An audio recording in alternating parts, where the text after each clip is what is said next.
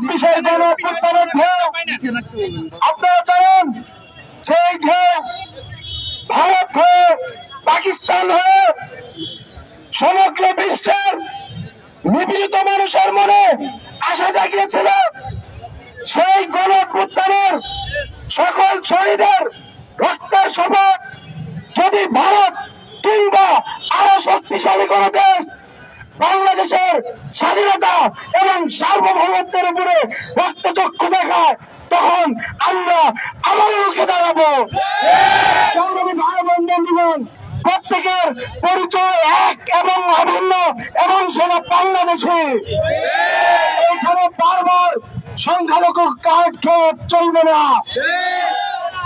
ভারতের মোদী সরকারকে বলতে চাই, মোদী সরকার কিন্তু এই গণঅভ্যুত্থানের ফলে উৎখাত করা হাসিনাকে আশ্রয় প্রদানের মাধ্যমে চূড়ান্ত ভাবে লেজিটিমেসি হারিয়েছে। একটি রাষ্ট্র, সেই রাষ্ট্রের অভ্যন্তরে অবস্থিত বাংলাদেশের high commission, deputy high commission, আমরা দেখেছি কলকাতা হাই কমিশনের সামনে তারা বাংলাদেশের জাতীয় পতাকার অবমাননা করেছে। ঢাকা থেকে কিন্তু পাল্টা স্টেটমেন্ট গিয়েছে। Double million offer, Walton fridge কিনে পেতে পারেন 20 লক্ষ টাকা, রয়েছে কোটি কোটি টাকার নিশ্চিত উপহার। পাল্টা স্টেটমেন্ট যেন বাংলাদেশের এই গণঅভ্যুত্থানকারীদের পক্ষ থেকে না যেতে হয়, তাহলে কিন্তু মুরগির গলা চাপ দিয়ে ধরা হবে।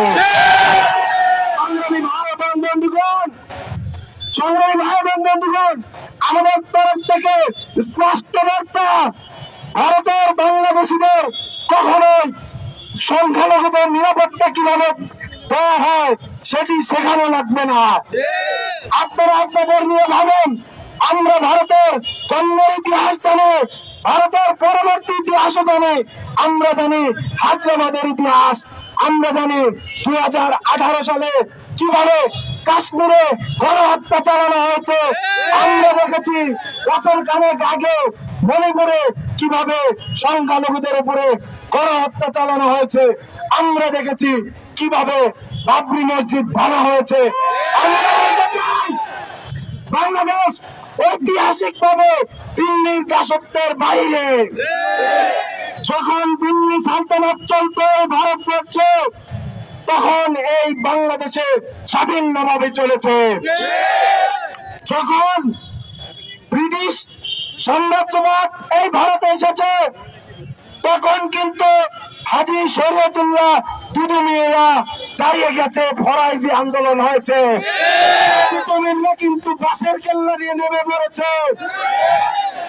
দিল্লির দাদাবাবুদের এটি মাথায় রাখতে হবে। আমরা বলতে চাই, বাংলাদেশিরা এক এবং ঐক্যবদ্ধ ছিল, আছে এবং থাকবে। আমরা বলতে চাই, বাংলাদেশের সম্প্রীতি আগে যেমন বজায় ছিল, এখন আরো তার চাইতে বেশি বন্ধন সুদৃঢ় হয়েছে। যেন আমাদের দিকে রক্তচক্ষু দিয়ে না তাকায়। আমাদের বিপ্লব কিভাবে রক্ষা করতে হয় আবু সাইদ আমাদের দেখিয়ে দিয়েছে। এই গণঅভ্যুত্থানে আবু সাইদ কিংবা মুগ্ধ যেরকম শহীদ হয়েছে, এই গণঅভ্যুত্থানে কিন্তু রিয়াগত কিংবা হৃদয় তরুণ শহীদ হয়েছে। তাই আমাদের যারা হিন্দু ভাই এবং বোনেরা আছেন, আপনাদের পক্ষ থেকে আরো জোরে সোরে আওয়াজ উঠান মাতৃভূমিকে রক্ষার জন্য। ইনকিলাব জিন্দাবাদ।